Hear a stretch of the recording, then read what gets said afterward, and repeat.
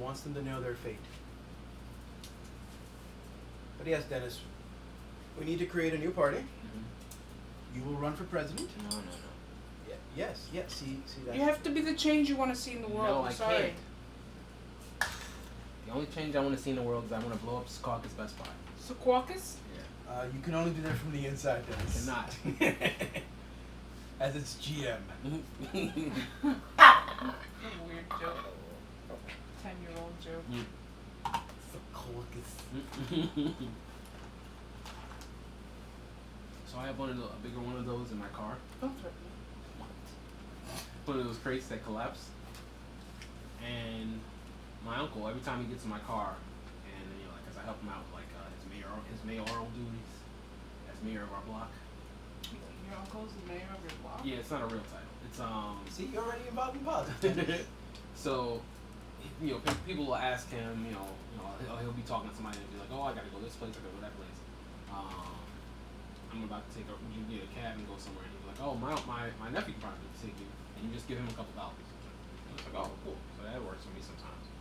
And he'll while loading up whatever crap they're taking somewhere, he goes for the crate first and starts breaking apart the crate. And I'm like, dude, if you pull the crate out and sit it on the ground and put the thing you want in, we can find some place for the crate, or I can move the crate inside. But he's always breaking it up, and it's like every time. How many times does this happen? It's happened at least 3 times. Mm-hmm. It's like, what the fuck? Or like we'll go and get my elderly aunt some and go and take her somewhere. Maybe he just really doesn't like that crate. It's like I want him to think as if this was his. This is something he gave a shit about. It's like anything you do or you need to do somehow gets finesse and care. Mm-hmm. Anything that's about anybody else is like, well, just fucking throw it out and just won't fucking break it. And it's like, Put them out, wait. I purchased the crate so that all the things in my trunk were in order. So that my trunk was neat. I don't want to be the motherfucker with the dirty ass trunk. If I was, I'd be a woman, because that's what women do. They keep dirty ass trunks. In general, all right. You don't have a car, so I'm not counting you in there. But it's just generally the women I know have the dirtiest fucking cars you've ever seen. Sounds very judgmental. It is. I'm not aiming not to be judgmental. It's very judgmental. I don't want to be dirty ass car guy. Do I have to clean this car? Absolutely not. I keep dogs in there all the time.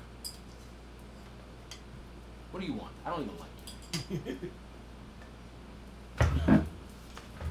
Alright, so before we start the podcast, we decided Dennis will be running for president. I'm not running for president. I will definitely be not running for GM for Scott. I will be Secretary of the State. She's going to get fucked. I don't know. I think I've had you do something else. Right. Something I'm suited for, which is why I wouldn't take that job. I'd take the one I'm not suited for. See, like a real politician. Yeah. No, you're not chief of staff. You're too nice. You're a ball buster. You're chief of staff. Fuck, I am not. Yeah, you are. I'm not doing interviews all day and night. No. Chief of staff rarely gets interviewed. Yeah, they're just the one who yells at everybody else. Yeah. Who the fuck fucked this shit up? I can do that. Exactly. Who let Dennis give that speech? Exactly. Gentleman. How are we good? Citizen Esteban. Can you hear me? Citizen Dennis. Can you hear me? Yeah, I can hear you. That's all recording. I can't hear me. Am I audible? That's all. Yes. Am I close enough? What did you do? Am I coming through? You do now. Am I coming through? Yeah. Maybe this episode will help you realize how important it is to...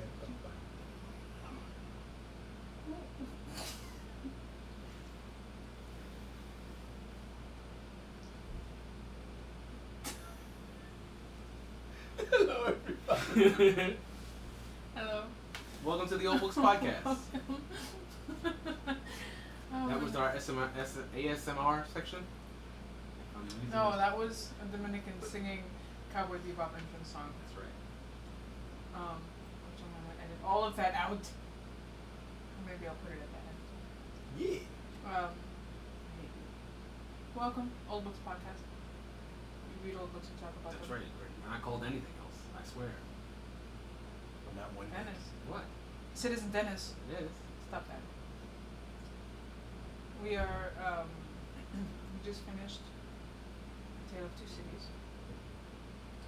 And, And I think one of my co-hosts wants to send me to the guillotine. yeah, I do. She wants to send you to the barber. That's right. Why? Why do you do this? What do you mean? That. I love the fact that they called the executioner the barber. Yeah, they take a lot off the top. What a story. Mm-hmm. What a damn story. It was so good. It's really beautiful too. It's so Yeah, great. the ending was frantic. That's right. Mm-hmm. Far better thing I do to read another book. What? It's the last couple words of the book. Far better thing I did. When it's talking about it so bad. Yes. Just I never knew that phenomenal. that's what this is. That's where that saying was from. I didn't even know that was a saying. Yeah. Oh, well. I was. There's somebody snoring. Yeah, he's right here by my leg. So, phenomenal and very touching at multiple scenes, especially with the doctor, the relapse that he had at the end of the book.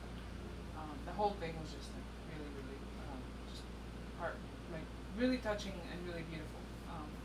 But what did you guys think?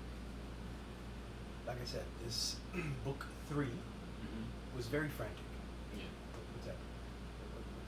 No, it's your phone. It was not. Book 3 was very frantic. For those of you who can't see or aren't watching the video, Esteban keeps his microphone rig kind of a cantilever on a soft surface. That's right. It's not very architecturally sound, but it works for us. It's perfect. Book 3. So yeah, so book 3 frantic. All the things were happening, and all the secrets were revealed. That's right. What was it? Fan? And that's fine. So I was happy to find out why the knitter was the way she was. Mm-hmm. I'm like, oh, okay, she makes sense. Yeah. And knitters are generally neurotic in my own experience. So wait, let me make sure that I understand this properly. Yeah. So it was the husband that was locked up in the cell that they searched, or the doctor. The doctor. It was the doctor. And so, what happened exactly? Who are these people? And this is before he became a shoemaker. That he was locked up in this jail cell. He became a shoemaker in jail. That was Okay. his thing Mm-hmm. Right. to not lose his mind. Yeah. Which I thought was really interesting when he was explaining the whole thing about needing to find escape for his mind. So Right. he turned to using something that was like manual labor. I thought that was interesting. So the doctor is locked up in this jail, and he's using a piece of iron to make notes, kind of in a very Abbé kind of way. Right. And he a mix has, of soot and blood for his Mm. ink, yeah. which I assume he was bleeding himself. Mm-hmm. No tattoos? Could you imagine? Ooh. But Does it imagine have- doing does it have leather any work. tattoos in jail? Like some sort of. Yeah, needles and Mm-hmm. Imagine doing that, like bleeding yourself so you can write these memoirs, and then using your hands to make shoes and leather work too. That's intense. yeah. Yeah, it's hard. So he decides to leave a memoir, and so he's at this point when he starts the memoir, he's free. No. Oh, you mean in the memoir? In the memoir, Yeah. yeah. So that's earlier on in his life. The memoir is him telling why he's in jail. Mm-hmm. So he's just moved to Paris. Everyone knows he's the doctor, Mm-hmm. and suddenly this carriage pulls up, and these dudes are like, "You'll get in." Mm-hmm. Right. They won't tell him their names. They won't tell him where they're taking him. They won't even tell him what he's going to do. Just get him. And he's like, I at least need to know, what my patient's problem is. They ain't right. Okay. Gentlemen were armed, so got in the carriage. Right. They positioned themselves so that they were sandwiching him in the carriage. Yep. So he had to get in. So they get there, and this woman is manic. She's like lost her child and her husband, right? To some extent. At 12. She's lost. Well, had she lost the child yet? Because then she lose it as he's taking care of her because of the medicine yeah, he's giving her. yeah. She's lost her husband Mhm. and her father Mhm. and her brother. Those are the three names she keeps Did they say repeating. why? Which one? Why she lost those people? Well, so the way the story is told, the nobleman fancied her. Mhm. He's like, oh. Mhm. So he went to her husband Right. and he's like, I want to borrow your wife. So that's what Mhm, douchebags mhm. do. Yeah. Right, I remember that. I've seen Indecent Proposal. It was a good movie. So he doesn't get his way, but the husband basically works for him. So he basically slaves this man until he dies. Yeah. Just absolutely slaves, and then goes and just takes his wife anyway. Just Mhm. takes her anyway. Mhm. At this point, the father has a heart attack. I think is what's described, or something. Something like that. He basically dies of just shock. Right. Like he has, I guess, a heart attack. Yeah. So husband, father down. Mm-hmm. At this point, her brother is, Mr. Vengeful and decides Mhm. to go challenge this nobleman, Mm-hmm. and he gets stabbed. Mhm. Yeah. It's interesting though the reason the nobleman's kidnapped the doctor. At least the way the doctor explains it, they didn't even care that they killed all these poor people, but the brother didn't want anyone to know that he sullied his sword with a poor guy. Yeah. That's some shit. Oh yeah, I kill poor people. I don't fight them because they're dirty. Damn. I mean, it makes sense to me. It's not the worst thing I've ever heard. Yeah. Real action is killing somebody with money. Because then it's difficult. It's like trying to get kill King Koopa. So.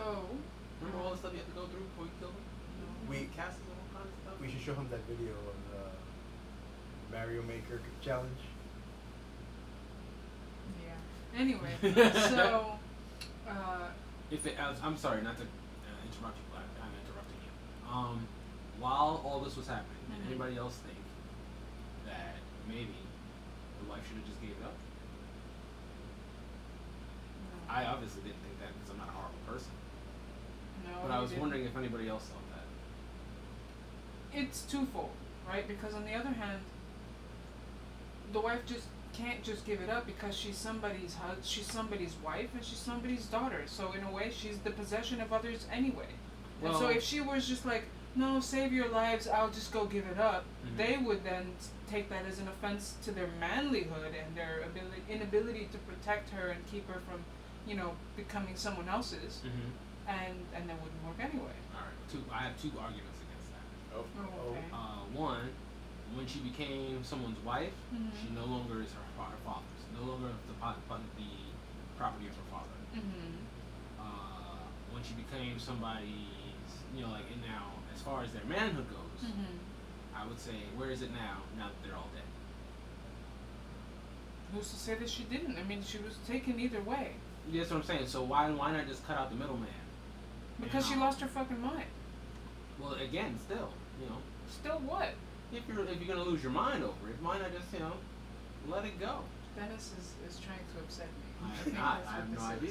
Well- This is a logical question. No, it's fucking not. Well, if you're living in that day and age of press, right? You have to assume they know the Edmonds Mm-hmm. as we have grown to know them. Mm-hmm. So whether you say yes or no to them, they're gonna fuck shit up anyways. So you might as well resist as long as you can. I see that differently. Why? You know they're gonna come kill people anyway, so say no and fight. I don't know. Say yes and still get killed? I mean, if you're gonna die, Die fighting. see if you get some jewels out of the deal or something. I don't know. They got money, right? They're That's not not how about, that works. they're not about jewels. Have a good meal. Think about it. They I don't want- definitely have This met. isn't Hannibal. They're not gonna serve you a last meal before they kill you. That was a good deal, though. I mean, except for the guy's brains. I don't know. That can be tasty. I don't know. I've never had brains. Cow or otherwise. So she loses her mind. The doctor shows up. And then the son is dying also. Yeah, so there's the two Edmonds, the elder and the younger. Even Right. though he says they look almost identical. But he says the elder and the younger. The younger is clearly the douchebag that we meet later, who likes running over kids and carriages and all that fun stuff. The elder probably died at some point. Who knows of what? But the elder seems to be the one that's more trying to deal with the situation, while the younger's just being, So he brings the doctor. He's like, hey, look at the lady. It's like, okay, so he gives her some medicine to calm her down, but she's still doing her chant. So they're like, cool, she's calm. I gotta show you something else. What else? Just come with me. And there's literally a kid on the floor dying, because he's not described as like a man. So whoever this kid was, I would say it sounded to me like it was almost like prepubescent, like 12, like 13, like which makes it even crazier. Like, yeah. if you're an adult who knows how to fence, you should be able to disarm said child and just be like, get the fuck out. But he kills him. Well, he wounds him, and then you get that. I love the description of the scene when he asks the doctor to help him stand up, and then he's literally sticking his hand into his wound, then making a cross. I curse you. It's like, damn. You know you're hurting yourself, right? Oh, okay, cool. He's cursing you, bro. That was intense. And so they lock him up. What? How did he end up in jail? So, here's where where I guess Dennis is getting his idea of like, maybe you can get something out of it. So they tried to pay the doctor, and he says no, thank you. No, that's right. That's right. Then they're like, oh, okay. Then they just give him the money, and he puts the money on the table and leaves. And then they're like, oh, okay. And then they send him the money, and he still doesn't take it. Right.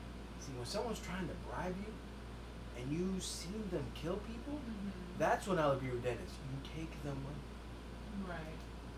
And so because he refused to take it, they figured he might talk. right. No, I would have taken the money and still talked. What good is money when you're in jail? You become the abbé. Well, the thing is, if you're just handing me money, and I never made a gentleman's agreement that I wouldn't say anything, because you just assume that I'm so poor and wretched that he'll understand. This money means he has to be silent. By the way, I'm gonna kill more kids, and you're gonna have to come back and do it again. And I'm not sure if I'll have the money then, so you better hold on to it. Kind of thing. Me, let's say somebody handed me money and assumed I wouldn't say anything, and I didn't sign anything. There are no non-disclosure agreements, that sort of thing. Like you can't even tell people. There's no such thing as a non-disclosure. If you There is honor. Yeah, well, that there's is the honor, same as and an then there's NDA. also somebody can cut out your tongue, that sort of thing. Yeah. The real non-disclosure agreement, somebody just kills you too and throws you in the ocean. Right. Leaves you to be eaten by a cetacean. I just like saying that word. I don't think we have an episode without that word in it. No, I don't think so. But I think if I was going to bribe someone, it'd have to be a bribe where I know it was going to stick. Because that's the point of a bribe. Well, they tell him. Yeah. The way, remember when the guy tried to pay him the second time, the way he worded it, he's like, you're an up and coming doctor. You have a fortune to be made. Puts the money in his hand. Just as long as you learn when to speak. So he didn't outright say, don't talk about what you saw here. But that's a pretty clear message. Yeah, you've worked with me. You know I need clear speech. Yeah. I need you to say the thing you want me to say, because I'm going to pretend like I didn't hear it. Dennis put it in the phone. That's what I'm saying. But, they were trying to be polite. Yeah. But the other thing is, with him trying to speak, remember, he wrote out everything that happened. And on his way to deliver said message, they were waiting for him. Yes. So clearly they were watching him. Of course. Because they couldn't trust him, because money is not really a real bribe. It's not going to protect you. Was it the elder or the younger, the one who burns the letter in front of him? Yeah. Which, it's one thing to get rid of evidence, but like literally staring at the guy like, yeah, here it is. And then he stomps it out. And then 18 years later, he's a shoemaker. Yep. Yeah. That whole scene was really interesting. There's a lot I to feel go like through. I feel like I read that like 100 years ago. Like so much has happened in this book, and it's like the first 2/3 of the book were rather slow, and then in this last part of the book, it's just like everything came together, and there were so many things coming together all the time, and the narrator for this book is phenomenal. So if you do listen to audiobooks, I highly recommend Simon Callow. Simon Callow. We got our books on Audible. Not plugged, not sponsored, not nothing, but the narrator was phenomenal. Yes, and that speech that she gives when she finds out Furlong or whatever is alive, about how just the whole thing about how upset she was, and the way that she like brought all of the women to basically like bubbling over with rage and just energy to like kill this dude. Yep. I listened to it twice because Like no, because the speech was delivered so well in the book. It was just so good. So, the Madame Defarge. Vengeance. No, that's her friend. The knitter is the Madame. Vengeance is her fat little friend. I thought there was. No, she has a fat little accomplice. So She's a weevil. Oh, what? They wobble, they don't fall down. so I was beginning to suspect she was the sister they kept mentioning. What I found interesting is, before the doctor wrote his letter, I guess I have to let her finish that.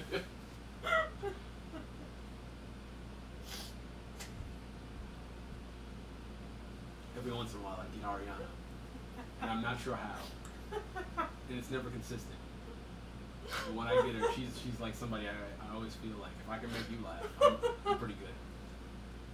It's an accomplishment. Oh. Go on. She has recovered from her hysterics. So when they're reading the letter, at one point, the wife of the elder Elmon comes to him. You keep saying Elmon, and I think of Edmond? yeah. I think it's similarly spelled, right? Probably. So she comes, and she basically knows what has happened, and she wants to know where the young girl is, because she wants to make amends. She says if she can't make amends, then her son Charles will make amends. That's when you figure out, like, oh, Charles Darnay. Oh, okay, cool, right. So he was raised by a good woman, which is why he wasn't a douchebag like the rest of his family. Right, Yes. right. Now, I imagine they're reading this, and this woman still wants to kill him. When literally it's like, no, he's not bad. The letter even says it right there, that his mom was cool. But she still is obsessed with exterminating the way she put it, the entire race. I don't understand why. That was what I was about to ask. How do you guys feel about that particular form of anger she had? And to the point of going after His Lucy wife, and his daughter and the daughter, and like, and to the even to go as far as to like plot and say like, no, we're not gonna get them right away. We're gonna wait until they clearly mourn the loss of their husband / father-in-law / husband, and then when they show that they're upset for mourning this person who is a traitor, then we'll compound insult and injury, and we'll really get them to the guillotine. And like, I was going through that, and I'm like, what a fucking vengeful bitch, yo! Like, damn. I never understood scorched earth. Right. Yeah. And Never then- got that. And then her minions, it's like the vengeance. She's like, you're amazing. I'm like, why would you think someone saying that is amazing? And then Jacques 3, because 3 was the bad Jack. He's like, we haven't had a child at the guillotine. You know, really? You're excited because little kids? Yeah, the head might pop off. Kind of weird. And like earlier on in the book, I I'd be was interested. like, I was going through, and when they were talking about like her like really passionate, being upset and like riling, and how she had like decapitated some dude. In my head at that moment, I was like, this is kind of fun and unusual to have a woman play such a prominent role in a book this old, and to be not just a strong woman in a book this old, but to be like a main character, to the point where she seems to be more deranged, more violent, more of like that go-getter attitude to seek out what she wants. And so when like earlier on in the book, during the whole like the war and all that stuff when they were taking over the what was it? Not the capital, but the prison. In my head, I was kind of like rooting for her a little bit. Like, this is kind of cool. I kind of like this. And then at the end, I'm like, yo, you fucking bitch, man. Never mind. I take my honorable mention back. Well, one of the things I actually, now that we finished the book, there were things in the book I'm like, why is this important? And it's like, oh, he did some good foreshadowing, and didn't even let me know he was foreshadowing. Mm-hmm. For instance, when this guy's describing Pross, she's not a pretty woman, she's not an ugly woman, but I wouldn't go out of my way to look at her. Mm-hmm. Though she is a strong woman. I was Mm-hmm. like, what the fuck? And then at the end, she is Hulk hugging this woman. Yeah. Like, you ain't going nowhere. I'm protecting my family, and it's like Mhm. she couldn't get out of her grip. I'm Yeah. like, oh, he told us she was strong. That's right. Mhm. To the point where this woman ended up shooting herself Yep. because this woman's grip. But for a long period of time, she wasn't even in the picture. Like, I feel like she came in at the beginning, Mm-hmm. and then the whole middle of the book happened, and at the very end, she comes back up right. just to like suplex City. Right. And this, then She was at the gym. right. Yeah. Right. And then the other thing, so remember the trial. The way the old lawyer got Darnay off is because he looks so much like the other lawyer. Oh, that's right. Yeah. And then they swap places in the prison because they look. I'm like, nicely played. Yeah. Nicely played. That I was wondering, because I clearly, like, they're like, okay, you have to promise me you're gonna do exactly what I say. No ifs, ands, or buts. Don't ask no fucking questions. Just do what I say. And he gives him all the papers, and then I'm like, okay, what's he planning to do? Because he didn't say what his part was. All he said was, you carry your part, I'll carry out mine. And then he shows up, and then that whole the conversation between him and the snitch Yep. at the tables when they're talking about like counting cards and looking The back poker at. game. Oh, that was so good. I was like, oh, this is. And I mentioned it because Esteban and I were, Citizen Esteban and I were listening to the book out loud while we were eating. And I was like, if anyone's watched Tinker Tailor Soldier Spy, it's a really, really good book. It's got a very similar vibe to this. Yeah. It's got a lot of double crossing, a lot of paths weaving in and out, and finding out at the end like who's really, what's really up. You told me to watch that movie so many times, and I still haven't watched it. It's a good movie. Highly recommend. I don't know why I haven't watched it. The actors in it I really liked.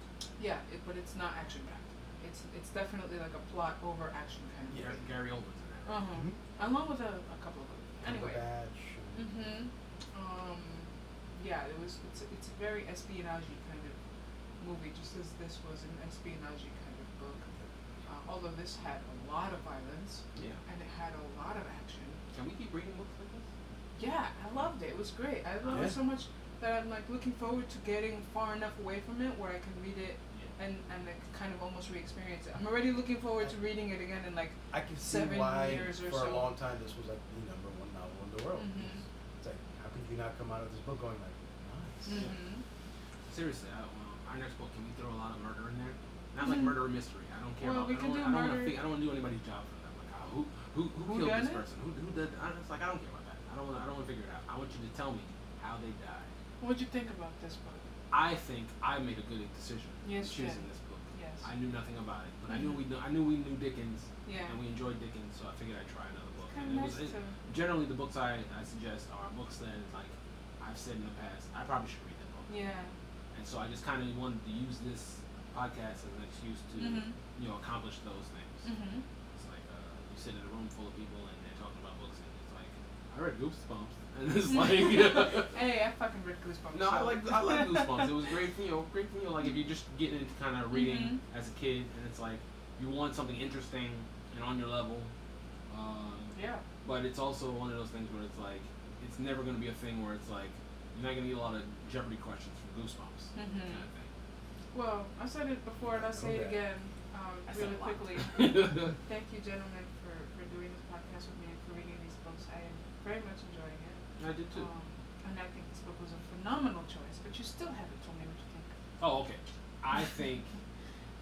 Well, the first part was I'm glad we read this book. Me too. It's been an accomplishment for me, so I'm glad I did. But I do enjoy the books that we've read and they have like parts, like this part of the story, that kind of thing. Not just chapters, but like this part of the book is going to be about this particular these these kind of episodic books. I enjoy that part of it. I also enjoy the upstairs downstairsness of the book. Like that poor against the rich, rich against the poor. Mhm. That always appeals to me as a very rich person. And and just the idea of like other places, like even though this is England, in the time in later days, earlier days I should say, it's like otherworldly to me. Just the fact that there's such a separation between our time Yeah. and that. And Yeah. that, like this is probably the only way that novel was probably the only way Charles Dickens could have told that story. Mhm. Whereas now it's like we're on a podcast, we can do it right here. Right. Yeah. I was, so I've been reading books about writing, and the most recent book I finished was On Writing by Stephen King, and there's this interesting way that he kind of explains the process of writing is like it's like doing magic, right? It's like you taking this thought out of your mind and putting it into someone else's mind in a way that's like that transcends time and space and culture and all these things, and that's what it feels like, right? Like Mhm. there's no way to experience, like I've never been to London, Yeah. but even if you went to London today, it wouldn't be like what it was then. No. But like the way that they have their conversations is very realistic for me to see those conversations actually happening, and the way that they have like a centralized wine shop and the people like surging the street, and the heightened sensitivity around they're just like being very careful, citizen Howard, good day, citizen Dennis, and making sure that you're dotting all your I's and crossing your T's to And make not sure that worrying about getting run over by a horse-drawn just cart. Yeah. the way they express their poverty is like Yeah. the way she's mad, and she's like, when he told me to eat grass, and now when I had nothing to feed my son, and all of that is really really relatable. But By the way, during that part of the book, I definitely thought if I ate grass, somebody would have come along and put me in jail because it wasn't my grass. Yeah. Did you grow this grass? Yeah, that's true. How dare you? You can eat the grass that grow on the body, the mines, and the mountains. This is and the Royal fields. Enmond Exactly. grass, young man. It's like when you see like BBC shows and they're talking about swans and how every year they go out and count the queen swans, and it's like, is she really concerned about these swans? Do they have names? Yes. Like, does she know them? Absolutely. I never heard about that. Yeah, she has like swans. And those swans probably make a better living than we do. Yeah, I'm sure they do. And they live, and then we go out and we count the swans, and it's like, so do they have like social security numbers or something? Like what's so important about these swans? It's Well, that kind of they thing. tattooed numbers. Yeah, it's like, yeah. It's like a Sesame Street game. It's like 1, 2, No, I doubt 3. she would do that. She would jerk Wait. around with it. She wouldn't. Wait, want the we're association. You just imagine we're sitting on a plane, be like, the flight has been delayed. It's One true. of these swans are missing. We're Yeah. checking your luggage. Yeah. What? I didn't steal a swan. Yeah. Did you steal a swan? Maybe. Oh, you're coming out of the luggage, just huh? Kick your luggage. Anyway, yes, all the things. Yes. What did you guys think of the chant that the French revolutionaries were saying? Which I'm not sure. The life, liberty, Oh. and death. I'm like, whoa. That's a chant. Well, they would say it anytime they're talking about how proud they are of their new republic. I'm like, I don't know if you want to add that last part. You know what I mean? I mean, it adds that kind of philosophic finality of life. It makes you appreciate your days more, knowing that You're anyone born. could be your last. You're free, and you die. Whoa! You pay your taxes too. Oh yeah. Well, there's a new republic, so I don't know how they collect any I'm taxes. sure they collect Be, taxes. be like Superman, life, liberty, and the pursuit of justice. See, that No. sounds nice. What do you think? What do you think the first iteration of that was? Justice came from death. Yeah, but yours sounds worse because now I'm not free. Now I'm trying to get rid of all this injustice that I've been born into. You're trying to like We're- check off the Exactly. injustice. We're giving you a pursuit. You Yeah, have which the means- liberty to pursue your injustice. It's your very much justice. like being American now. It's like life, injustice, and then death. It's like what is like? Actually, yeah, that's true. That's our new chant. You know, Life, it's like injustice, it's and like- death. It's like, hey, come to America, fight off a pandemic, and Who did that? I don't know. It's definitely not the phone in my pocket. It's probably Esteban. No, I'm silencio. I know that. Don't love it. Can you I will. rectify the See, situation? injustice. Pursue it. Pursue throwing his phone out the window.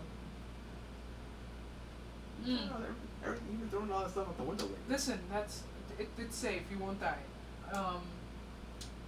On the other side of that quote, of the chant, there was that quote that one of the characters kept saying over and over again, which I don't have my phone on me to look it up, but it's pause will be. Itchy face, itchy face. I need to check. Yeah. I'm trying to think. What'd you think of this book going out of its way to make Paris the bad place? Because in almost all the other books we've read, it's always like it's French books. Yeah. it's glamorous Yeah. and beautiful. It's where the people go. And here it's like the rich people step on poor people to avoid stepping on the shit they just took in front of the poor people. You're Yep. like, what? Well, I've been meaning to look up that word too.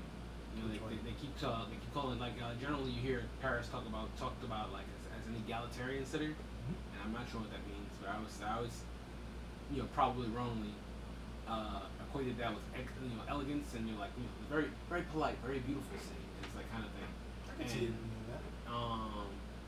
And as when you think of Great Britain in those same days, like around the French Revolution, you think this very dirty place, very Right. poor people, and then this very high aristocracy, in both France and England. But in England, they just kind of spit on you, and like they treat you like trash. What about the conversation at Tellson's? Which one? So, Charles Darnay is sitting there with the lawyer, the banker, Yeah. and they're all going back and forth, and they have the letter for Edmond, and they'll be like, oh, that despicable person abandoned his wealth, and instead of like he literally left all the wealth to the poor people, and the British are also looking down on it. Yes, of course they are. And you have to understand that, and this is from my, all my research at watching Downton Abbey. Being rich is a virtue. Being born rich is a virtue. How dare you not be born rich, for one? For two, if you're born rich, how dare you give that up? How dare you fraternize with people who don't have money? Right. It's like, money is the best thing about you, and you give it away? Yes. How dare you? And then when he goes, because he needs to get the letter to read it, he's like, oh, I know him. And the guy literally looks at him, he's like, I feel bad for you. What? Because I know a guy? He's like, he taints you by you knowing him. That's right. Like, that's crazy. That's right. I have the line here that I Fact, was the lunchroom thinking in high about. school. We don't say what underclassmen. I didn't say anybody, so. That's right. Anyway, the line is the line that was it was repeated multiple times in book 3, and it said, "I am the resurrection and the life, saith the Lord.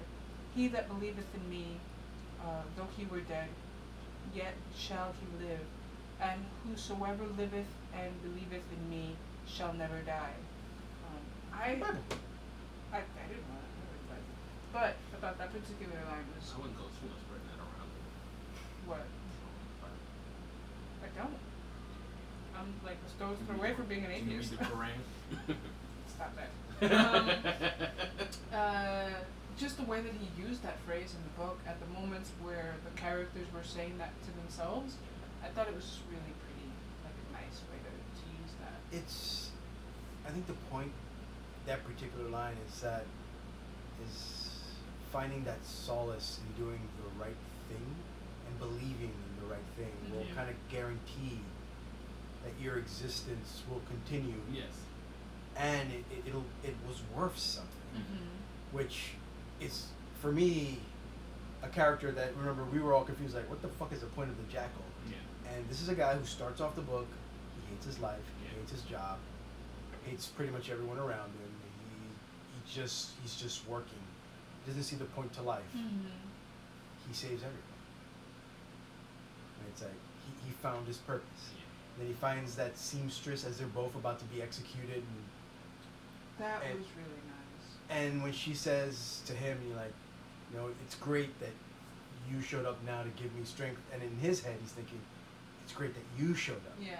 It's like, two people are about to die, Mhm. finding solace in that moment. I thought it was nice. I liked it a lot. It was, again, like there were a lot of really touching moments, like the scene where the father, Lucy's father, thinks that her husband's about to die, and he reverts back to his old like shoemaker situation.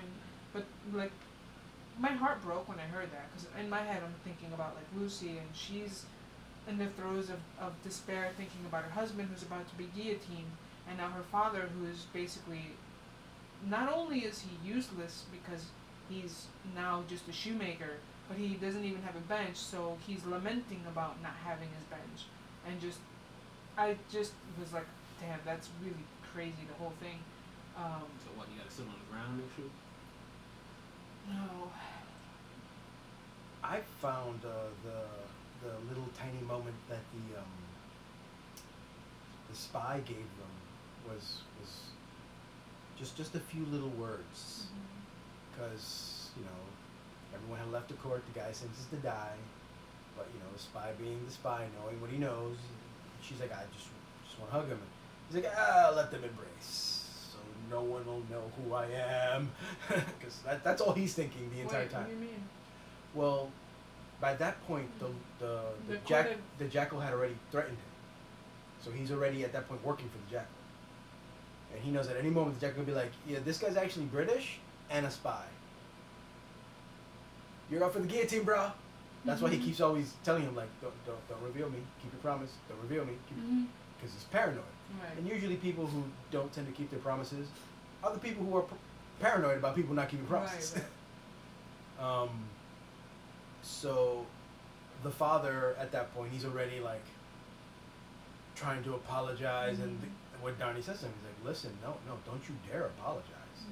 I just heard what you went through, and you still found it in your heart to forgive my family name and let me marry your daughter. You think he knew? Well, no. What, Darnay?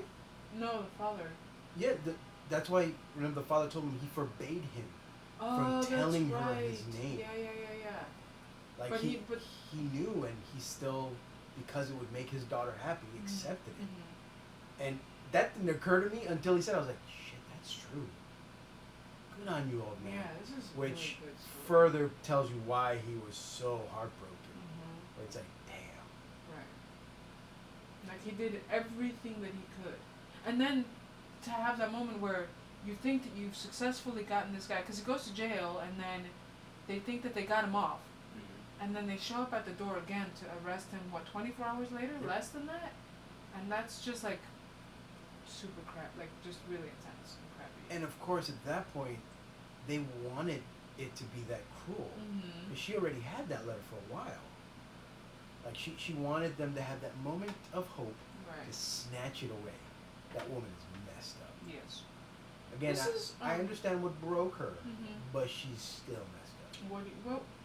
What would you say broke her? Well, We're talking about Madame Defarge. yes. Yeah. So as a little girl, Mm-hmm. because her brother is the one who sends her away. They'd never tell us how much he told her, but I assume he told her what was happening. He's like, yo, our older sister just got taken by this guy. Our dad is dead. I'm going to go start a fight. I don't know how this is going to turn out, so you go hide with the fisherman. Obviously, at some point, she probably hears, yeah, your whole family's dead. That probably breaks her.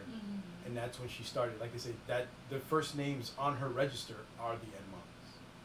That's when she started knitting. It's just crazy to me that she would take it all the way To exterminate the race. but all the way to the wife and the child.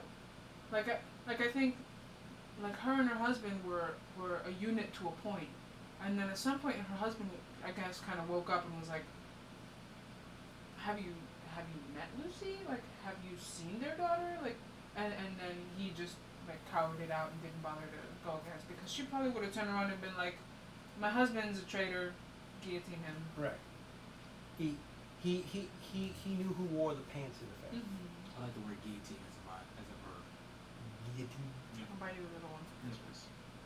We use it for carrots. Perfect. Favorite parts of the book?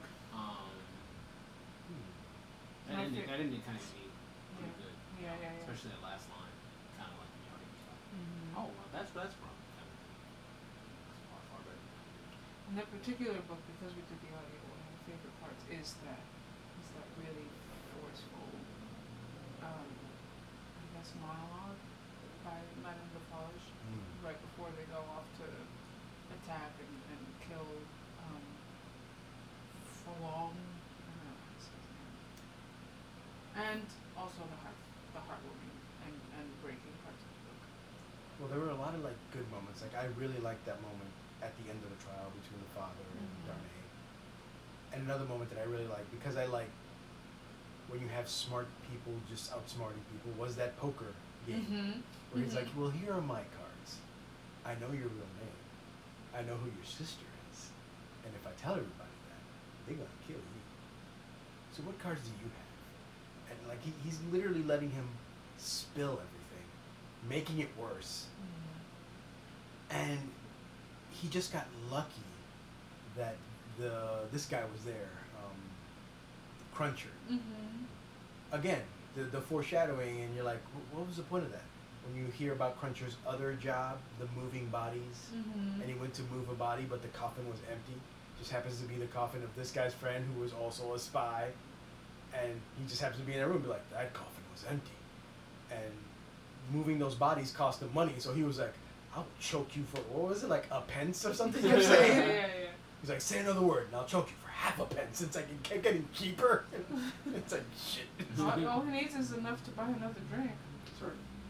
And, I also thoroughly enjoyed him and Prost talking at the end when he's trying to make amends.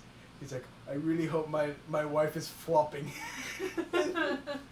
And she's like, I don't know what that means, but I'll let her know when we get back. Where he got to the point, because of the agreement he made with Lowry after admitting everything, to be a better person. So he's like, okay, I won't think bad of her. Praying is what he calls flopping. Yeah. So or fropping. Fropping, yeah. Like some.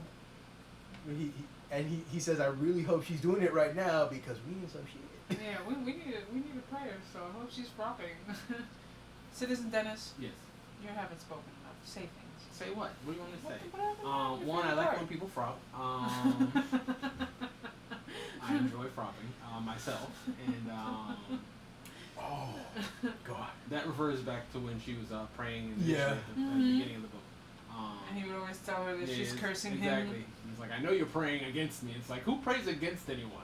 I mean, Sure, that's there are a, people I mean, who it's do. it's a thing. It's a thing, but it's like really like not why you're there. Yeah, well. It's like if you're going to church and reading Bible and trying to generally be a decent Christian or an intended Christian.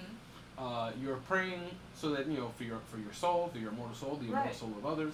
You're not like dear God, make me a bird so I can fly into this Negro's neck. And it's like, kill him. And it's like nobody's who's doing that. But in that same tone of judgment, right? You think that you're being a good Christian. If you see someone that's not being a good Christian, you probably reading the book all wrong. Right. I'm not a biblical scholar, but I know that. It's like Jesus is all about. Please save me and save her, because I'm about to throw Exactly. some tracks. Heal her now, Lord. Heal her now. 'Cause I'm about to cut her. Get Mrs. Prost here. Not Prost. What's the name of that lady from the other book? Oh, God. I can't remember at this point. Shit, anyway. Generally, I think genocide is bad. There was another point I wanted to make. Yeah. No, genocide is bad. Because generally, the people who want to commit genocide do it for the wrong reasons. Is there a right reason? The kill a pandemic.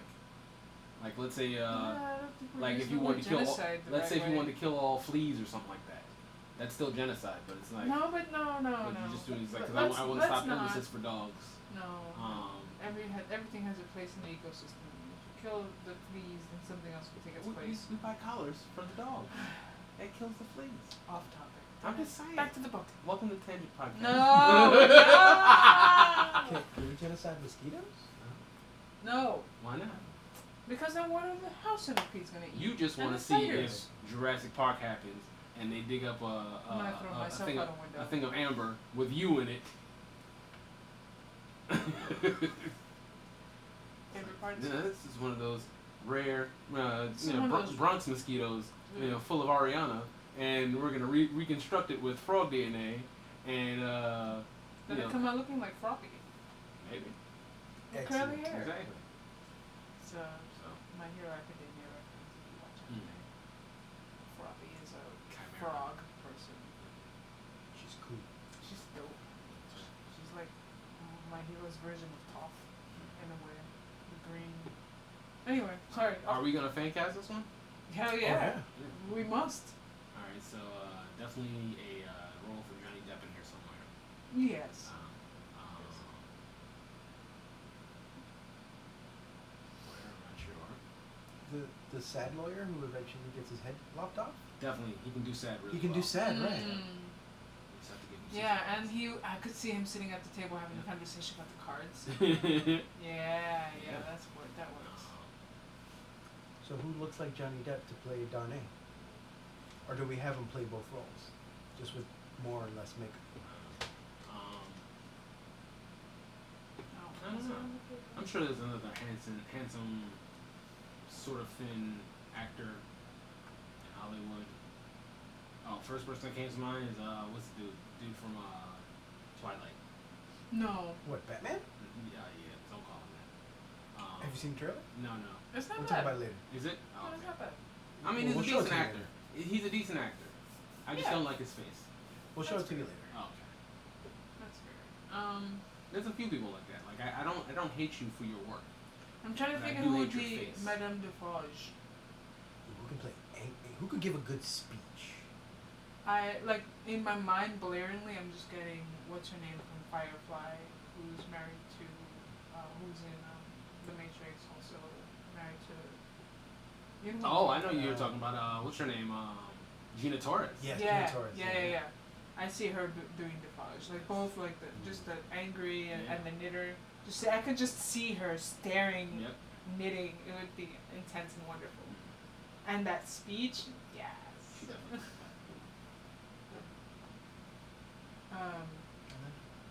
Lucy and Is that The the first time doctor? we casted a woman of color and anything? no, I've casted her at least 2 or 3 times. Have you? I know that I have. No. At least once. Probably 2 or 3 times. 'Cause I like her as an actress. Yeah, I did too. She's good. That whole you were married to Lawrence Fishburne thing was like, what? How did I not know that? You didn't? No, I knew it but when I found it out, it was Oh. like, what do you mean? How did I not know that? Mm-hmm. Oh, because her last name's Torres. She went by her possibly her maiden name. But it's also kind of funny because they do a lot of movies together. Like they were in Hannibal together. Uh-huh. They did Matrix together, even if they weren't directly related. He wasn't in Firefly, but Not that we know. there were actually That would a be couple awesome. in Hannibal, the TV show, which is one of the best TV shows ever. If you haven't watched it, highly recommend. Off topic. What if Jane was played by Lawrence Fishburne? Jane? Yeah, in Firefly. Just the first thing that came to mind when you said Oh. they were both in. What if Lawrence Fishburne wasn't No, played I by don't Adam think it Baldwin, would've but been. played by Jane? I don't think it would work. I don't know. I just want to see it. Anyway, topic. Yet another tangent. Fan Um, casting for realsies. Uh-huh. Okay. So we have to do Who's the playing doctor, we Darnay? have to do Lucy. Darnay,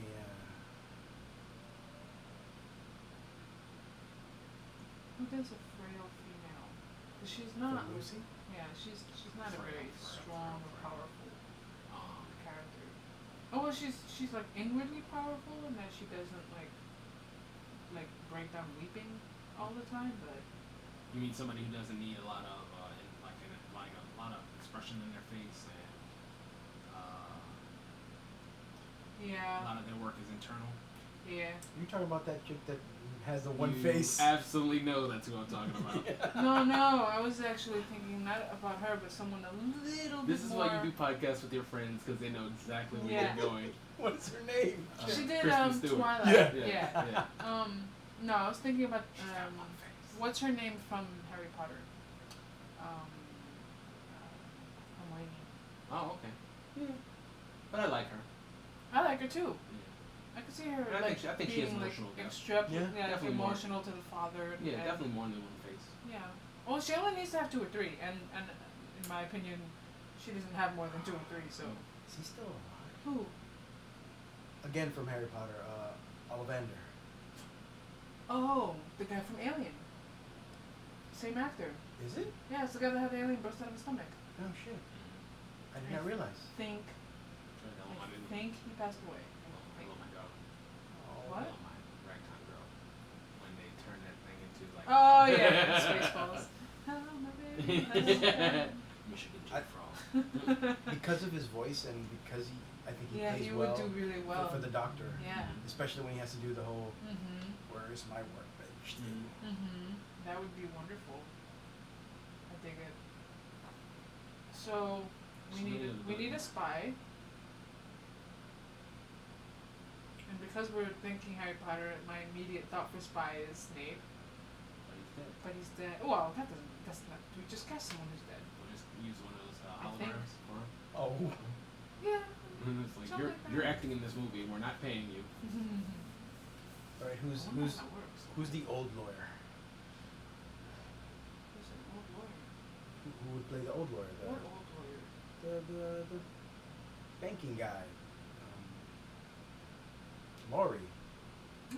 Oh, the one that gets him out of France at the end.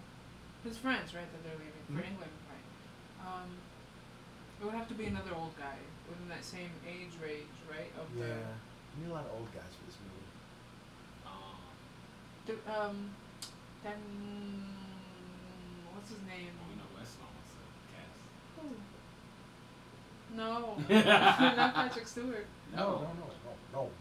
No, we're not we're not doing that yet. No, we're not there yet. Another Scotsman. No, we're not there yet. No, I was thinking, shit, no, I can't. I could cast Gary Oldman in anything because he can play anything. Yeah, Gary Oldman would work. He plays anything. I once saw him pretend to be a black pimp. What? And have you ever seen True Romance? Oh my God! Matt- Wait, that was him. That was him, Oh shit! and he didn't even do it in blackface. Have you seen True Romance? Matt showed it.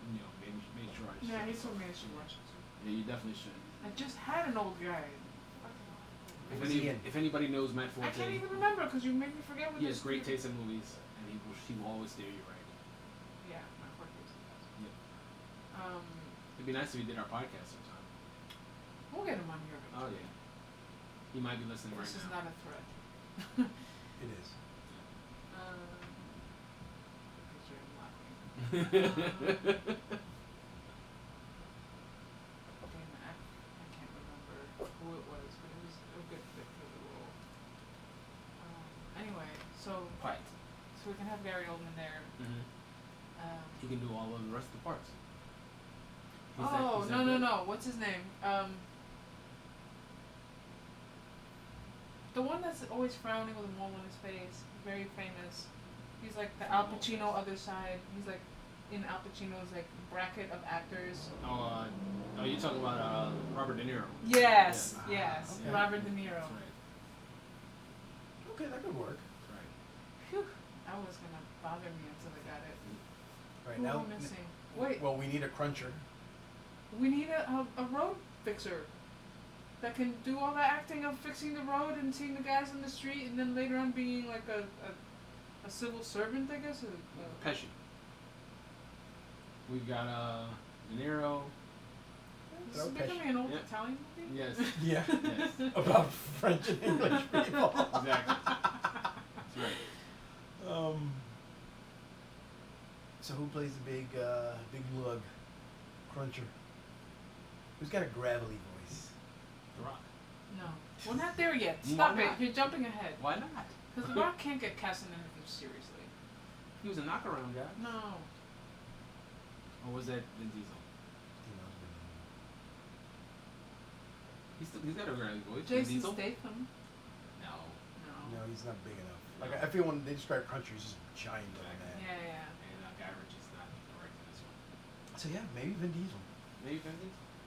See, I picture Big in the same way that the husband from Full Metal Alchemist Big, like big Okay, so muscular bulk. torso, but like maybe like a beer belly. Who's bulky that way?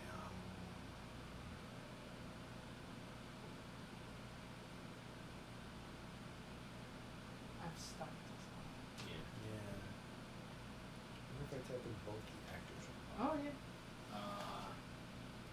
what's his name? Alec Baldwin. Oh, what about this guy from the show The Shield who played in Fantastic Four? Oh, Michael Chiklis. How do you fucking know all these I names? don't know. Is that him, the Yeah. bald guy? Yeah, he played the thing. Yeah, that. Yeah. Yeah, him. He could do it. What do you think? That could work. He's not a terribly good actor, so it'll work. Damn. Have you seen The Shield? That was pretty I have. That's why I said good. it. He was alright. Oh, Chiklis, we love you. He was alright. What? Keep going. Did we cast everybody? We didn't get Defage's husband. A wine guy? Yeah. Patrick Stewart. No. Why not? You can no. Why not? Connery's in it, so we gotta have another old. He's not yet. We're not there yet. You guys are jumping No, ahead. no, but he's a serious actor Yes. who already plays a character who is at a vineyard Yes. That's right. No. in France. No, Yes. this is something different. I don't picture him like that, especially with the way he cowers down to his wife at the end of the book. I don't picture that as Patrick Stewart. Why He's not? an actor. He's a dog lover. No. I Mm. picture this as being someone who's very crude. Why? Why not? Hello. What were you doing? She must have been up to some mischief. You, what are you doing? Did you eat another shoe? I think she ate another chair shoe. Hmm. What? Just looking at bulky actors. And? The guy who played Kingpin in the Daredevil show. Who's that? Isn't he- Vincent D'Onofrio. Yeah, I need a face. I don't know. D'Onofrio? Vincent Yeah. D'Onofrio? Yeah. Oh, okay, yeah, he's a good actor. Who? Who? I'm getting you images. Who? He was also in Law and Order Special Victims Unit. No, not Special Victims Unit. Nope. He was in Law and Order Nope. Criminal Intent. Nope. Nope. Don't know that. Hey, you. I'm trying to find a picture of him standing. He was also in The There's Cell. a lot of. You He just played- need his face. He was the serial killer in The Cell. Nope. They have a lot of. He's a Oh good- yeah. He's a good Yeah, actor. that would work. Mm-hmm. He's and similar. and he's big. Yeah. He's similar in look and feel to this guy I recommended earlier. Defage's. See, I picture Defage's husband to be kind of tall and lanky and kind of. What about Russell Crowe? No, not big enough. No. He's gotten pretty big. Yeah. What about Val Kilmer? He's pretty fat. I'm trying to think of good actors that are big now. Why does it have to be a good actor? I don't think he's a particularly good actor. I hate role. spending money on movies that cast big names that are horrible actors. No, I don't care. If I want to do that, I'd be a WWE fan. Hey, WWE people act well. It's great. Their acting is superb. In fact, we got to see. Sorry for the tangent. They did some clips from the new Suicide movie, Uh-huh. Suicide Squad. John Cena in costume. Uh-huh. It's great. Looks great. Okay. Especially because it's like Am I going to watch it? Yes. Am I going to enjoy it? I don't know. That's up to them. James Gunn, man. Oh, I think I found Yeah. someone. We'll You, see. you don't like Guardians? Oh, the Galaxy? Yeah. Yeah, I do. Actually, that could also be somebody. He wrote and directed that. And wrote and directed this. Oh, okay. You know, when Marvel fired him for a bad tweet, People do that. then they brought him back. I hope they do it in November. You've done it. Yes. Alternate fan casting. Have at it. Have fun. Why? Screech. Because we're done. Why are we angry at the fan casting? I'm not. You've been trying to fan cast since we started this. No, I now haven't. it's your time. No, I haven't. Patrick Stewart is a serious actor. He is. Patrick, she's He insulting was in me. the Royal He Shakespeare is. Company. But he can't be cast as every single smart Of white course guy. He can't do it. Of course he He's can't. a very specific As kind long of as role. that smart guy's in a wheelchair and is bald. What? No. It's horrible. Hey, Okay. brother. Dufage, the woman. Patrick Stewart. Perfect. I think he would appreciate the challenge. I definitely do. Didn't think you would. And he could get Ian McKellen to help him. Oh God, a gay couple. No, not a to be a gay couple, just like his, to let him. Ian McKellen will be the vengeance. Maybe he could. Look We know what he- you Guys are did. the What? We know he can do worst. vengeance well. He was Magneto. I'm liking this casting so far. Yep. It's No, great. you can't Excuse think of me? a single better use than Defarge's the woman. Well, I Madame wanted him to Defarge? play Defarge, but you're angry about it. I'm not. I just don't think that's a good use of him in that way. Why? Let me do what you want. He has to expand. That's right. He can't. You said he shouldn't play just smart white guys. So he, Yep. what you're hearing is Toby demanding dinner. Yes. As if he's not fat. He scratches his bowl and then stares at us in a way that says, "What is wrong with you That's people?" right. When the mics are hot, Toby, we do not feed dogs. Anyway, We wait- back to wait practice. till after. Who's the Rock?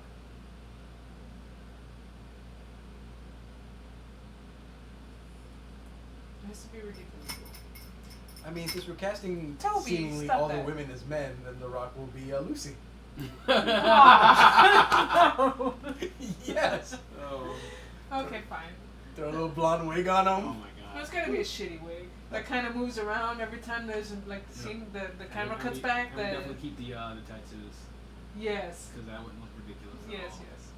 Like it's a very serious thing, except the wig keeps moving, and he has to be like very dainty and petite and Toby, I bed. mean, I'm already imagining like every scene now with The Rock in it. For instance, the first court one where they're like, "Can you identify the man?" He does the people's eyebrow.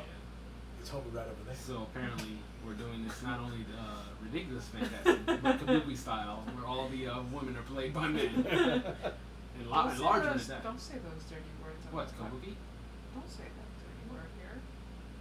Not. That's not the other word. I said kabuki, not words that sound like that. Be careful. Actually, You get us flagged. This and- is a family podcast. Actually, we're casting this as an olden play. Because remember, no, in the olden days, women weren't allowed to do these things. Exactly. So all the female parts were played by men. That's Okay. right. So then, who are the actual men? Well, now that we're talking about the way the British did their plays, and doing it Shakespearean style, Right. where even the female characters are played by men. We do know of a Shakespearean actor, That's true. Who? Patrick Stewart. You already cast Patrick That's Stewart. true. He's Madame Defarge. That's right. Yeah. That doesn't mean he can't play multiple parts. Also true. Oh, you know, it has to be. He can be both Defarges. That's wait, right. wait. Oh, no.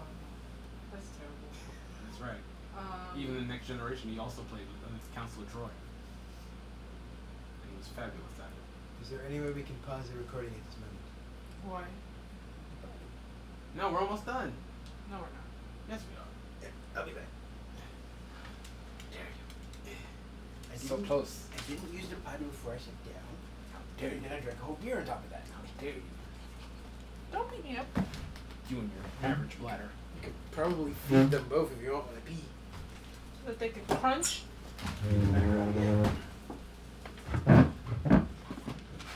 Food. None for you. Especially not for you, Toby. None for you. So rude. So abusive. Abusive. Rude pooch. Now eat. Where's the Don't look at anybody. Soka. Guaranteed she's eating something she shouldn't be.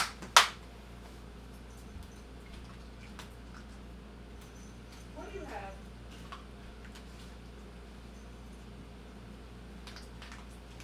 Jasokis.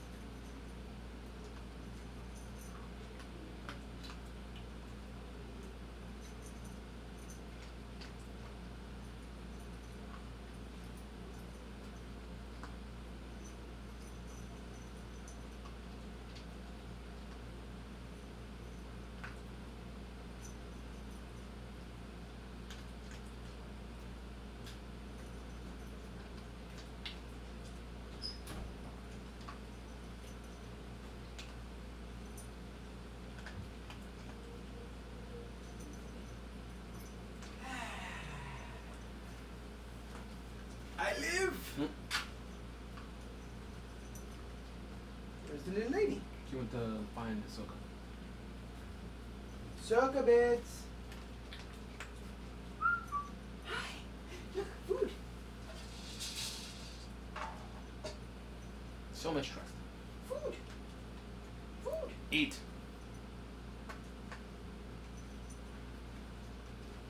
She's been not 100% happy with the food. Nobody asked her. She's Ahsoka, 100% eat. Eat, babe. Eat or you don't eat. Guillotine you. No, not her.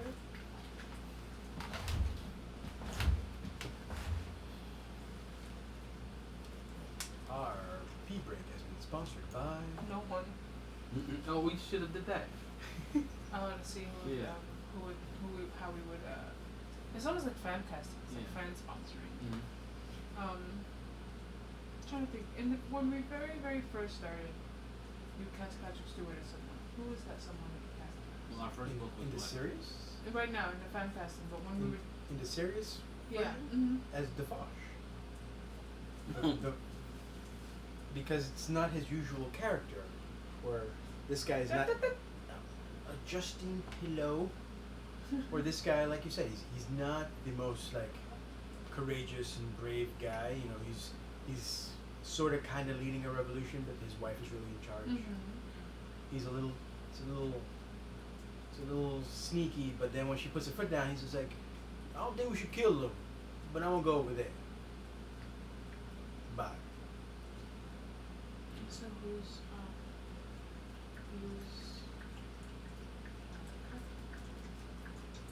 Matthew Broderick. we never cast him in anything. I don't know. Came on. Yeah. What should we put Matthew Broderick to do? He could be the How's this? The The road guy you maker. were describing. The kind of Oh, for Defosh? backseat to his wife kind of thing.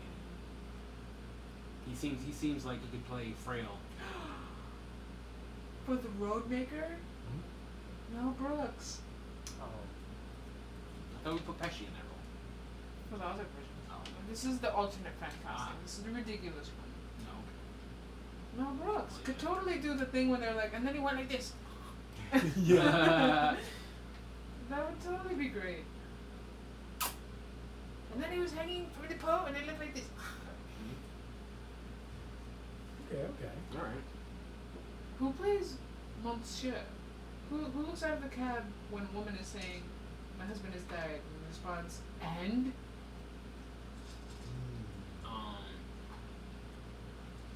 Monseigneur. That's just said Monsieur. Monseigneur. The dog's name. Plays a real rich guy. No, Douchey- it can't be. Douchey rich guy. Will Smith.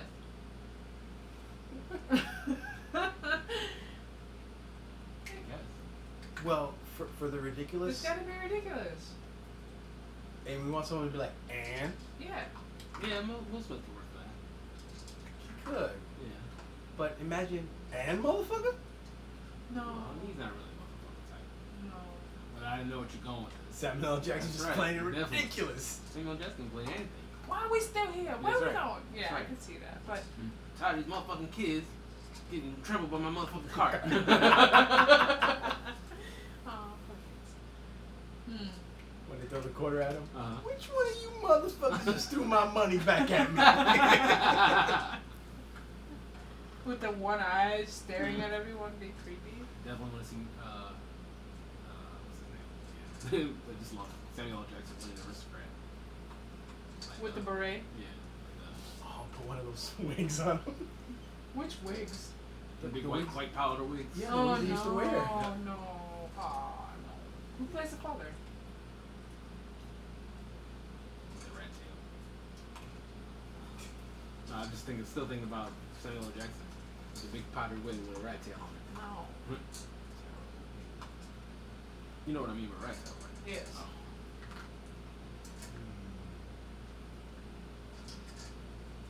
Who plays ridiculous?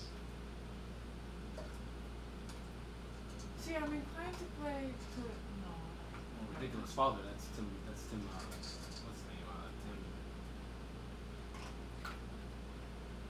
guy from Home Improvement. I can't think his name right now. Alan? Yeah, Tim Allen. But Tim Curry came to mind, but he's also playing. He Yeah. can play anything. We never cast him. Yeah. We do something. Well, we like him as we like him as cross-dressing, murderous clown. No, well, It's weird. sounds like the character from the anime you watch. Cross-dressing, murdering the clown. I mean, it's not really cross-dressing. It's not. Yeah. He is a murdering clown. No. And I'll put on an episode. So we have Defarge and we have the Defarges. We've got Lucy, and that are those the only characters we've got so far So far. in this ridiculous universe? Who would be Cruncher? Who would be ridiculously yelling to his wife to stop flopping? Obviously, Sean Connery. No? Yeah, I can hear the accent. I think it would be quite well. I don't know why, but the guy who plays Q, I always see him doing that. That could work. Yeah. Oh my god, someone you don't know his name? Yeah. Q from Star Trek, right? Q from Star Yeah, Trek. yeah, yeah. No, that would be great. I wonder what he does nowadays. Well, obviously he's fantastic for us. Hello. Actually, I would like to start casting him more in like actual legitimate roles because he's a fun actor. He does well. Him. There's so many other people in that Star Trek universe that we should be able to cast. Who? Jonathan Frakes. That's Oh, Riker. yeah. Oh, but only if he's gonna like do the Riker maneuver. Yes. Yes. Oh, you tickle my geek bone. If you don't know what the Riker maneuver is, you should look up Riker maneuver Star Trek. It's the first video that comes up on the Google. You're welcome. Right. Let's just say he doesn't go around any problem. He goes There is no over it. problem that Yeah. can stop him. Yeah, he goes over it or through it. You also don't Okay, go for it. you don't cast Van Damme in it. All these ridiculous roles. That would be. And Bruce Willis? And never any Van Dammes? How dare? How dare we? How did we have failed? I mean, we can recast this whole movie with That's right. just the people, Schwarzenegger. with just the people from Expendables. Exactly. Yeah, we can. So Cruncher, Sylvester Stallone, Mumbling Ricker. Yeah. Yeah, well, that's almost real casting. Because he's also kind of a bald. Yeah. Obviously, Sylvester Stallone. No. Steven Seagal has to be Madame Dufarge. Yeah. All the hand. Throwing people off through tables everywhere. I'm sorry. I mean, damn. Why?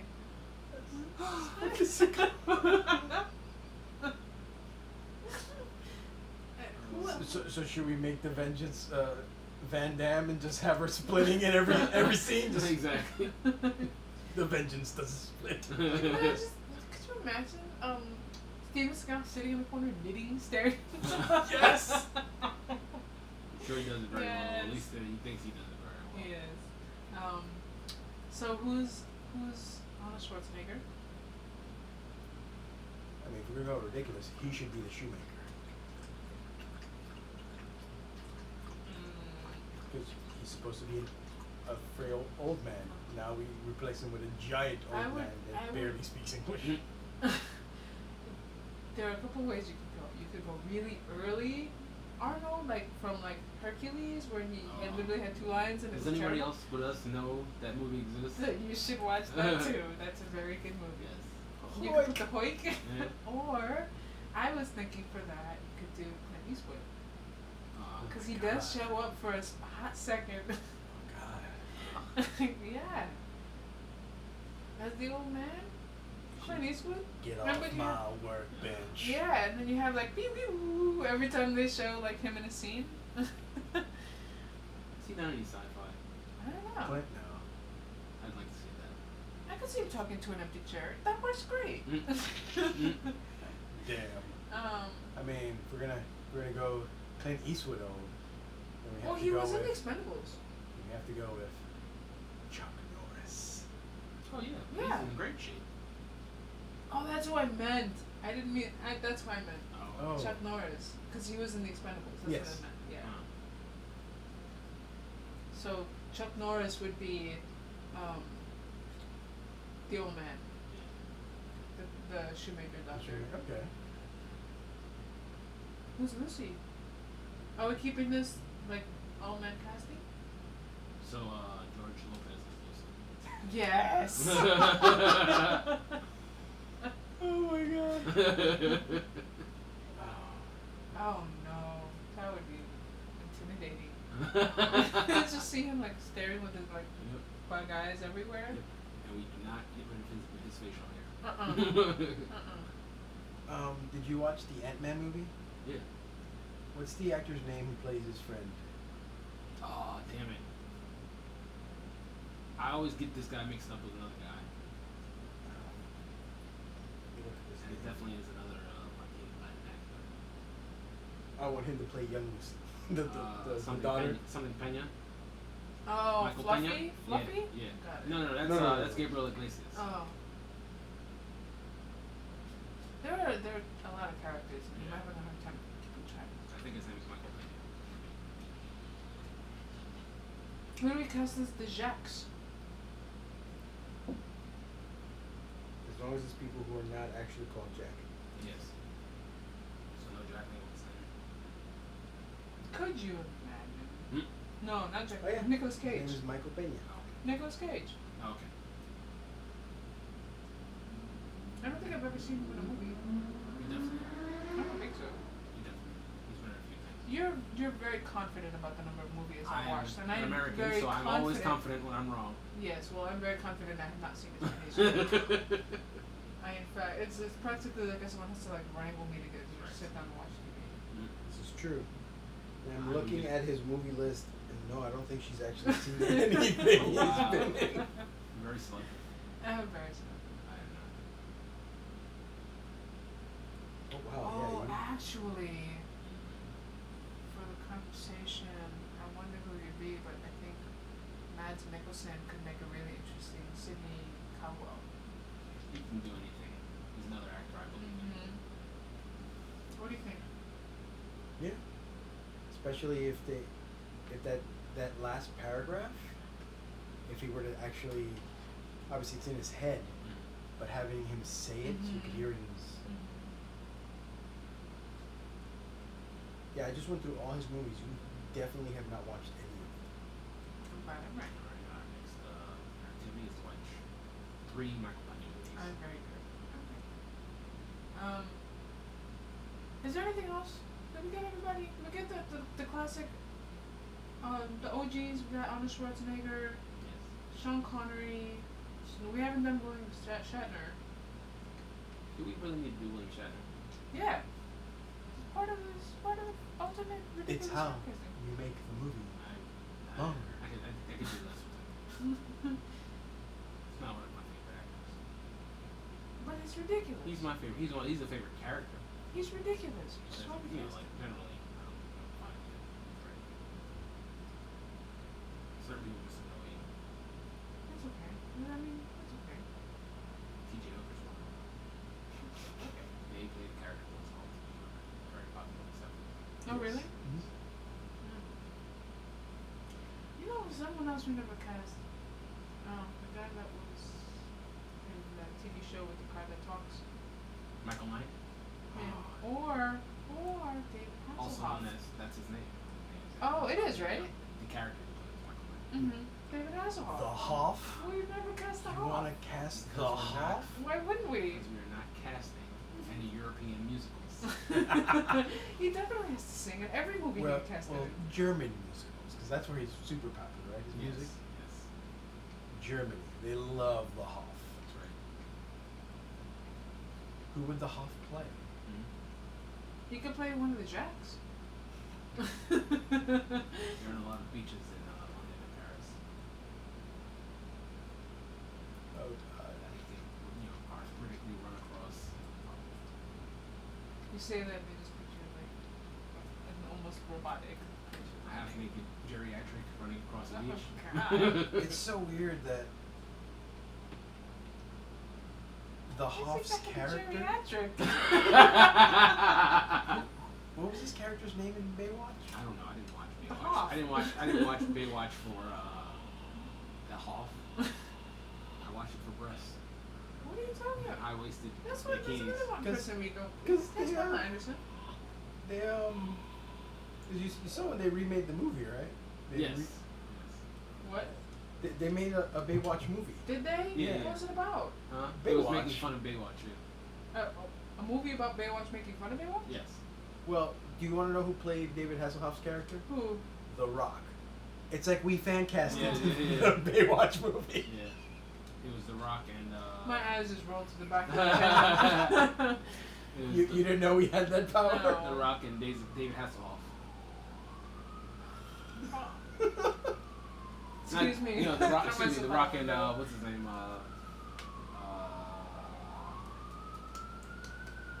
What's his name?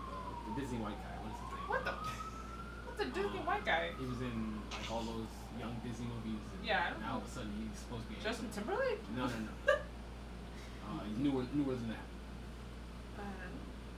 Zac Efron. Ah, yes. Yeah, that would have never connected for me. He also never cast Jack Black. Does anybody ever catch Jack Black? I think he just shows up on set. I He like just him, shows but up. I think he just shows up. I think so too. So we were watching. So we were going through Okay. YouTube watching random stuff, right? And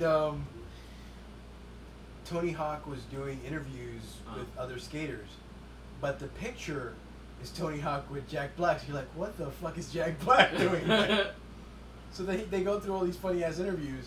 For some reason, he interviews Jack Black, and it's like, did he just show up? Yeah, he was probably just hanging out with the skaters and wound up in a thing. Are we all set? I think so. So, What are we reading next? well, this one is the September-ish release stuff. So it should be whatever our horror book is going to be. Oh, okay. Yeah. It's one with action. We could do a couple of Goosebumps books. Can we do something? Stop I don't know if licking we my want to do legs. something long, but can we do something short and see if we can coerce the forte? I would love that. Yes. We will try. We will inform you once we figure it out, Yes. and we may or may not have a special guest. Yes. Hopefully we'll try. We'll try. In the meantime, while that is all happening in the background, you can reach out to us on Twitter and Instagram and maybe Facebook at Old Books Podcast. That's right. Feel free to stalk Matt Forte so that he can come on our podcast to make it stop. Yes, we'll leave a link Yes. to his accounts. He does films. He's an indie director of short films. That's right. Did you see? Just good at it. Speaking of forte, Creepy guy. Love Eternal is up to like almost 2,000 views. Yeah. No. Only 2,000? It was higher than that. Was it? I have to check. The 200,000? silent version he made. Oh. So fun fact about me, I actually DP'd a few, I did the film work. It's a family podcast. Director of photography is DP. I ran camera work and lighting for a couple of You short put my films ass for on him. my off this podcast. I know you are. But yeah, getting back to this. So Old Books Podcast, please reach out. Let us know what you think of the episodes. Let us know what you think of the book. Yes. If you had a Suggest favorite books. part, if you have a favorite part of this book, or you feel like, or you agree with us and our thoughts on it, if you have a different fan casting idea, That's whether right. real or alternative, if there's someone that we're leaving out that you love and you'd like us to cast it, leave the comments, tweet at us, Instagram, let us know what you think, and you can reach out to us individually because we usually tag all of the personal accounts Yep. on these posts. If you have suggestions for books, please send those in because we're gonna do this forever and we need lots of suggestions. That's right. And lastly, if you have any thoughts and you don't want to share on Facebook or Instagram or Twitter, you can email us suggestions@oldbookspodcast.com. And I think that mostly covers it. Yep. Hey, you over there. We'll also be asking some questions on ideas that we have of possible expanding on our podcast genre stuff. Oh, do you feel like we don't cover enough ground as far as genres go? Oh. Well- No, I think you mean the like discussions and stuff Mhm. like that. Ah, Yeah, so we're looking to branch out and maybe Okay. have some we have discussions and stuff. We have one. you mean things other than books? Yeah, we were talking about maybe doing comic books, Books with pictures. or maybe just watching the Feels movies. lazy. Yeah, whatever. The pictures should be made in your mind. So we're thinking about doing comic books, or we're also thinking about maybe doing a side thing where we watch a movie of one of the books that we watched and have a discussion on how that movie compares to the book. That could work. So let us know what you think, if there's something you'd be interested in us discussing, or if you'd like to see both of it, and then we'll just be slaves to this podcast, reading and watching every single moment of our lives, the discussions. That's right. You guys have anything else to say?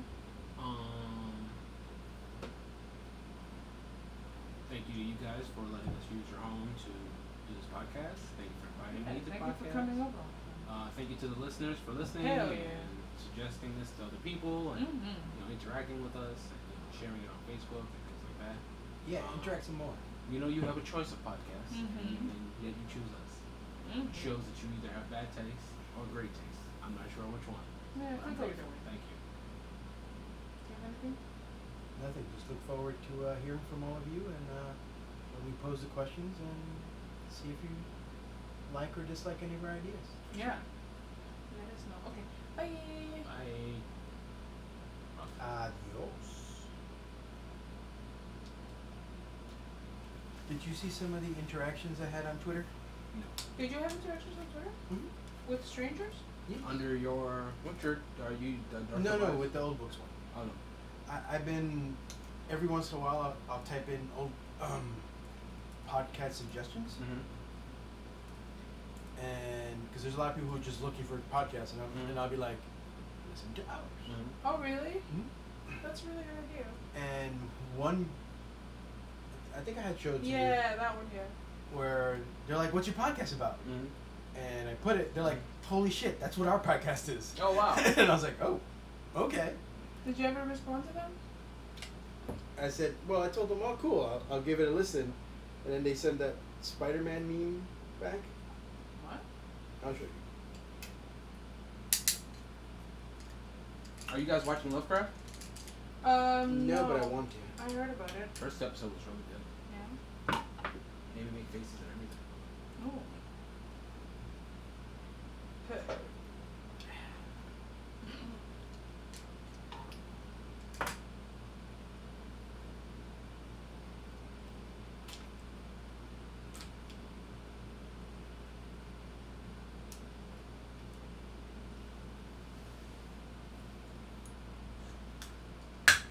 So yeah, they're called the Not Just Any Book Club, Oh, okay. and yeah, they sent us that. Oh. Wait, let me see. The Spider-Man was the same. Oh, that's cute. I like that. But yeah, I figured to see if I can get people to interact with the thingy. Mhm. I figured like I post a question like, would you like to? He was talking about Mhm. old comic book series Mhm. or old graphic novels. Yep. So before we move on to the next novel, let's talk about comic books for the next episode, 2 weeks. I'll put some notes on Well, we the have app that we share and I want to If you try feel to like it. keep at least the consistency of the books, and maybe doing something like an extra thing once in a while. So let's just do an extra thing. We haven't done an extra thing since what's it called? Since June. Yes. Is there any graphic novel in particular you would like to reread? Are there any that are good for Halloween stuff? Graphic novels for Halloween? Yeah. I mean, the one we recently purchased, What's that? Sandman. English. I've never read Sandman. They have an audiobook. They have what seems like a very expensive audiobook. Oh. Neil Gaiman does all the narration for the. Like the visual parts of the panel. So Okay. he'll be the one that say like a slightly aged man walks into a room, kind of describe what the panels are about. And then they have here, let me just look up the names. It'll be easier.